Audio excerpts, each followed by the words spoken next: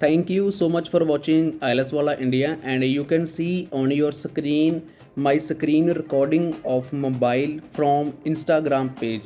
And student who are doing IELTS IELTS and want to get good band score near about 6.5 or 7 band, they can buy prediction material from us. Drop to message on my WhatsApp. एक एक proof आपको देखने को मिलेगा screen के ऊपर, देख सकते हो। कोई झूठ नहीं है, कोई फेक नहीं है। हम किसी को कोई फेक ड्रीम नहीं दिखाते, झूठा ड्रीम नहीं दिखाते। ये लिसनिंग की प्रैक्टिस वीडियो आपको मिल रही है आपके एग्ज़ाम के हेल्प के लिए। उसके साथ प्रेडिक्शन प्लस मटेरियल में हम 20 reading, 20 speaking, 20 near about listening वगैरह प्रोवाइड करवाते हैं। एक एक प्रूफ पहले देख सकते हो आप मेरे इंस्टाग्राम पेज के ऊपर, लिंक आपको मिल जाएगा डिस्क्रिप्शन बॉक्स में। अगर आप भी प्रेडिक्शन लेना चाहते हो, मटेरियल लेना चाहते हो तो ड्रॉप कर सकते हो दिए गए व्हाट्सएप के ऊपर। 100% हेल्प मिलेगी, डेली क्लासेस भी मिलेंगी, वो फ्री है। In this section, you'll hear a conversation between David and Claudia about their holiday trip. First, you have some time to read questions 1 to 5.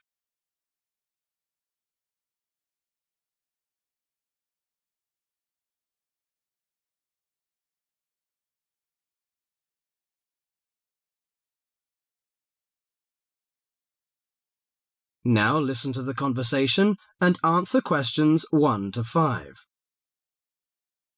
Well, Claudia, our first semester at university is almost over. Oh, I can't wait for the holidays. Oh, me too. Why don't we go somewhere far away and forget about lectures and essays and all that hard work? Sounds good to me. How about if we go to the coast? It would be great to do some swimming and surfing. The coast would be good, but let's look at our other options. There are the mountains. They're nice and cool at this time of year. There's also the desert, which I really enjoyed last year. What about going to Sydney? I've never been there, and they say it's a great city to visit. Well, I agree. Sydney would be good, but there are too many tourists there at this time of year, and I'd rather get away from buildings and cars. I vote for the mountains. All right, then, let's do that. Now, we have to decide where we're going to stay and how we're going to get there. Any suggestions? Well, for places to stay, there are the usual places: motels, hotels, and youth hostels. We can go camping too. I'm afraid I'm not a very good camper. I tend to feel a bit frightened sleeping outdoors. All right, we'll forget about camping. So, what do you prefer?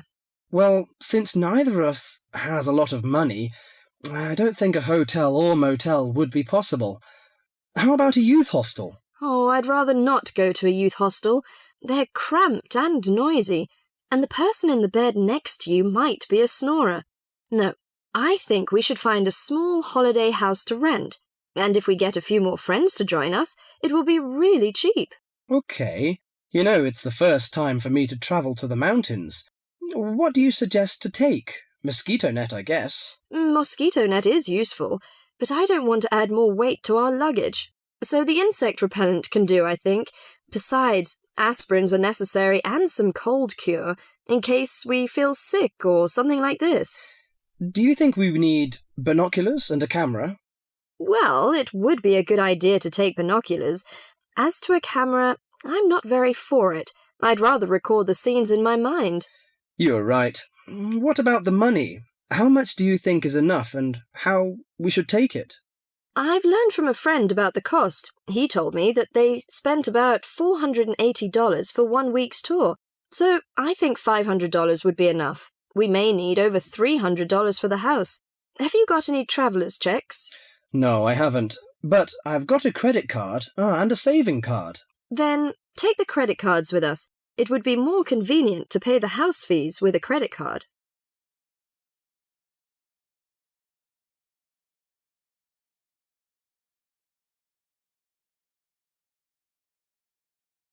Before the rest of the conversation, you have some time to read questions 6 to 10.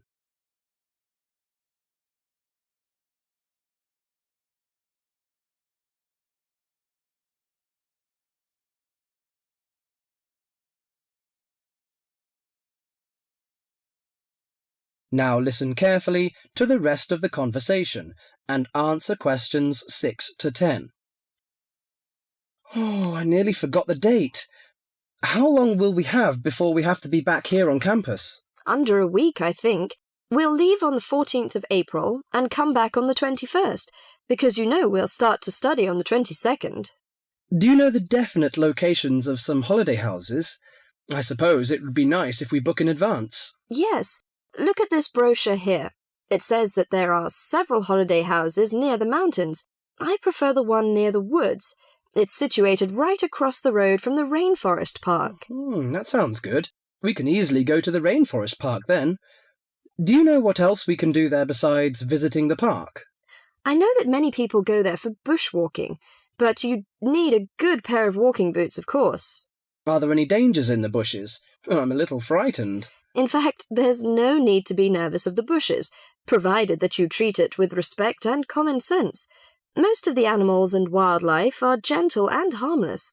There are venomous snakes to be aware of, but really they're much more frightened of you than you are of them. The other thing is that certain plants can cause irritation if you touch them with bare skin. I see. Well, I can't wait for the coming holiday. That is the end of section 1.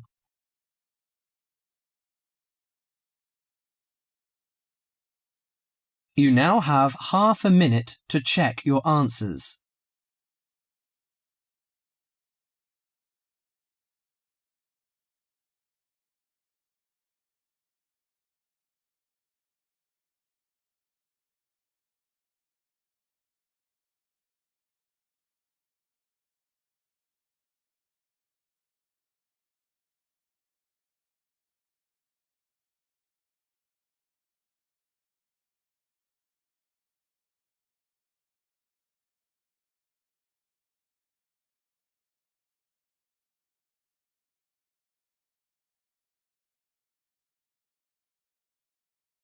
Now turn to Section 2.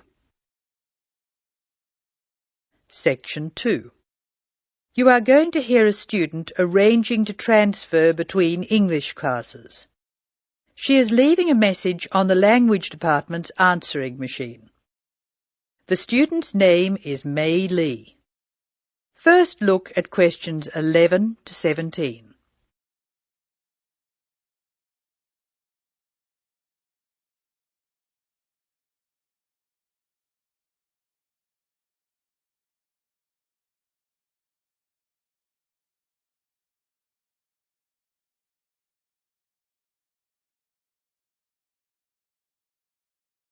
As you listen to the first part of the talk, answer questions 11 to 17. Hello, this is May Lee speaking. This message is for Mrs. Brooks in Student Affairs. Mrs. Brooks, I telephoned you last week and you told me to call back and put the details of my request to transfer on the answering machine. I hope you can hear me easily. I have the form here and I'll give you the information working from the top to the bottom. As you know, my family name is Lee, spelled L-E-E, and my first name is May. My student number is 002312. That's 002312. I'm in Mr. Anderson's class. You know, he's the one who helps out with the football team. The next part of the form asks for my address. I'll give it slowly. I live at Flat 5, 10 University Avenue. You probably know the building. It's just near the engineering school. The telephone number is 818-6074, and I share it with a lot of other people, so it's often engaged. I'll give it to you again. 818-6074. I think that's all I have to put on this part of the form. I know you were curious about my reason for requesting a transfer, so I'll explain that next. Before you hear the rest of the talk, you have some time to look at questions 18 to 20.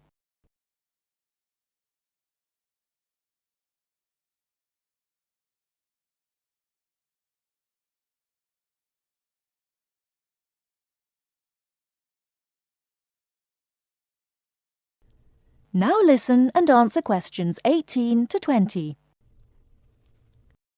Now I'll tell you why I want to transfer between classes. Mrs. Brooks, I really like my teacher and my classmates, but I find it very hard not to speak in my own language. I just begin to think in English when the class ends, and I'm surrounded by other people from my country, so it's natural that we all speak in our mother tongue. I have been looking around for a class where there are very few other people from my country, so I'll be forced to use English. The best class I can find is the evening class, which begins at 6 p.m. Most of the students in that class come from countries which speak Spanish, and I can't speak a word, so I must use English. I have an Italian friend in the class, and she tells me there are 2 Hong Kong Chinese, 6 Spanish speakers, and 1 Japanese student. She says most people speak English at the break, although sometimes the Spanish slip into their own language. I checked the class list, and 2 students have dropped out of the evening class, so there should be room for me. Could you please see if I can join the class? I'm not sure what the class number is, but the evening class I want is in room 305 of the Trotter building. The class I'm in now is next door to the Trotter building in Prince Tower, so it's very easy for me to find my way to the new class. I'm not going home until late today, so could you please leave a message for me at my friend Margaret's house? Her number is 812-7543, and she has an answering machine. I do hope you can transfer me, Mrs. Brooks. If there is any more information you need, please call me. Thank you very much. That is the end of section 2. You will now have some time to check your answers.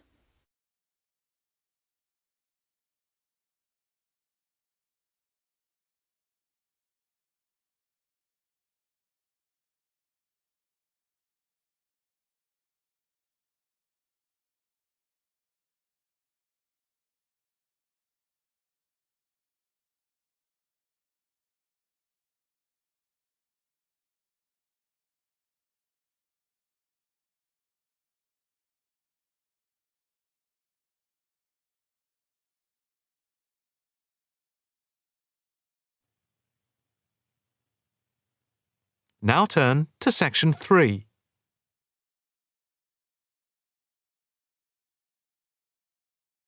Section 3.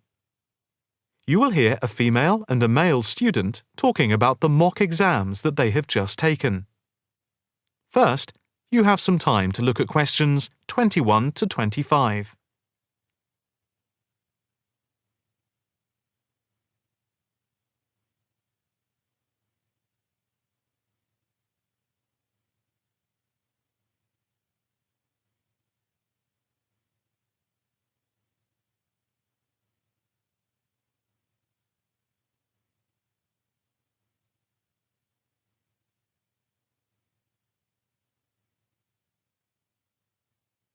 Now listen carefully and answer questions 21 to 25. So, what did you think of the practice exams last week? You mean the mock exams? Yeah, I thought some of them were tough. They were certainly hard, and generally they were very long. Yeah, they were spread over a whole week, which made it impossible to relax. Exactly. But what did you think of each test? Of the 7 exams we did, the least enjoyable for me were the 2 3-hour essay papers. Why didn't you like the essay papers? I'm not particularly good at writing things down like that in a short space of time. And I don't think it's a good way of testing our theoretical knowledge of medicine. I'm the opposite, I'm afraid. I'm much better in the written essay exams than the other types of tests. But what about the 2 multiple-choice exam papers in basic science and anatomy? They weren't too bad. If you didn't know the answer, all you had to do was guess. That's okay, but I never feel comfortable with guessing. And you know that there is research that shows that women are disadvantaged when doing multiple-choice questions compared to men. You've mentioned this before, but I'm not sure I believe it. It's true. Multiple-choice questions benefit men more than women. They are a male construct. If you say so. It's not if I say so. Anyway, you have to be careful with multiple choice questions because of the negative marking. That can really bring the score down if you keep guessing and get all of the guesses wrong. It's double negative. Yeah, that is a danger. What about the role play? Did you like that? Yeah, with the actors and actresses as simulated patients. Yeah, I thought that was by far the best part of the exam. Why was that? What I liked about it was during the 24 test stations, we had a chance to show what we know about communicating with patients and show our practical medical knowledge, etc. Yes, I think I agree with you there. I enjoyed all of the stations, but I can tell you I was tired at the end. I have done a practice exam with 12 test stations, but not 24. It was exhausting, but also exhilarating. I agree completely. It lasted nearly 4 hours in total with the break. Before you hear the rest of the conversation, you have some time to look at questions 26 to 30.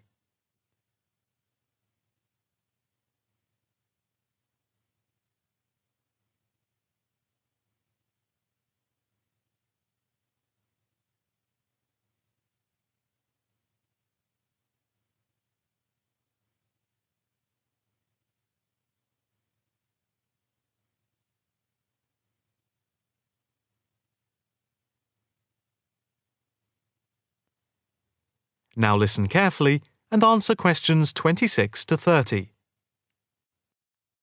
What did you think of the other two exams? The two problem-solving tests? I didn't think I was going to handle them very well, but in the end, I think they went better than I thought they would. What I liked most was the test where we had to work in groups of 4, and to solve a problem, we had to prioritise actions. That was very interesting. I'm not sure that I did very well in that, though. Did you feel comfortable being in a group of 4 and having 4 examiners watching you as you discussed the problem? We did practice it several times before. You learn to forget that someone is watching you. But some people are better at speaking in group situations like that, and they get the best marks. The test doesn't just assess whether people can talk a lot. It's about showing you can listen, organise your thoughts, and then show you can be part of a team, allowing other people to speak. Well, we'll have to see how it goes. When do the results of the mocks come out? They said next week, and then it's the finals 2 weeks later. Yeah, we've got that to look forward to. What is the policy on resits? Why? Are you planning to fail? No, but, well, you know what I mean. The resits are held in September, and if there is any problem after that, it goes to appeal. We'll just have to make sure we don't fail any part of the whole examination. I certainly wouldn't want to do any of it again. Me neither. It's hard when you are not allowed to fail any of the exams. I bet they don't have that policy in any other subject. Probably not. That is the end of section 3. You now have half a minute to check your answers.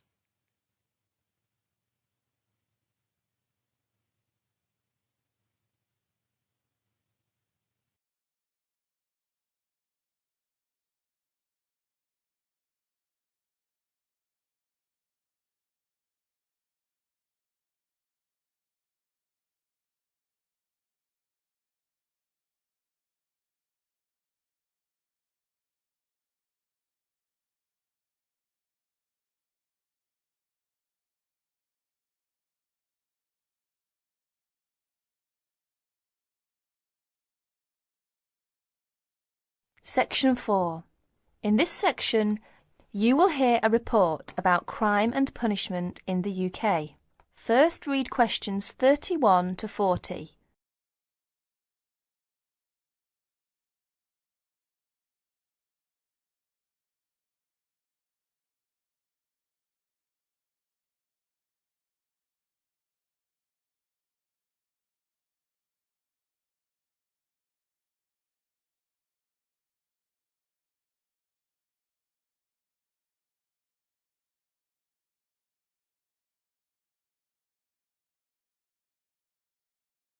Listen to the report and answer questions 31 to 40. Like many other countries, Britain has experienced a great increase in criminal activity of nearly every kind. Nearly 5 times as many acts of violence were reported to the police in 1997 as 20 years before. Although most burglars are not caught, those who are caught overload the courts and prisons. Although the courts try, in theory at least, to use probation, community service, and other devices to avoid sentencing people to prison. The 50,000 people in prison are more in proportion to the population than in any other Western European countries. Vast sums are being spent on building new prisons, but the prisons are still overcrowded, and the humiliation suffered by their inmates makes rehabilitation difficult. Many prisoners are released early on parole. The prisons in England are run by the Home Office, though each prison has a local board of visitors who make reports about conditions and also deal with serious bad behaviour. Normally, prisoners are released after serving 2/3 or less of the time for which they were sentenced. But an offence in prison may be punished by the loss of some days of remission. There are several kinds of prisons, including open ones, and some prisoners go out to work in groups outside. Prisoners who want to study for examinations are helped to do so, and there are training courses in prisons. But in practice, some spend little time outside their cells. Most crime is committed by young males, and is opportunist and is not planned by hardened professional criminals, although these do exist in most common people's view. Crime tends to be concentrated in large cities and urban areas. About 94% of offences recorded by the police in England and Wales are directed against property, but only 5% involve violence. Rising affluence has provided more opportunities for casual property crime. In 1977, for example, car crime was only 1/10 of total crime, but this has risen to about 28%. The demand for and supply of illegal drugs had been an increasing factor in the incidence of crime in recent years. Regular crime surveys are undertaken in England and Wales, Scotland and in Northern Ireland.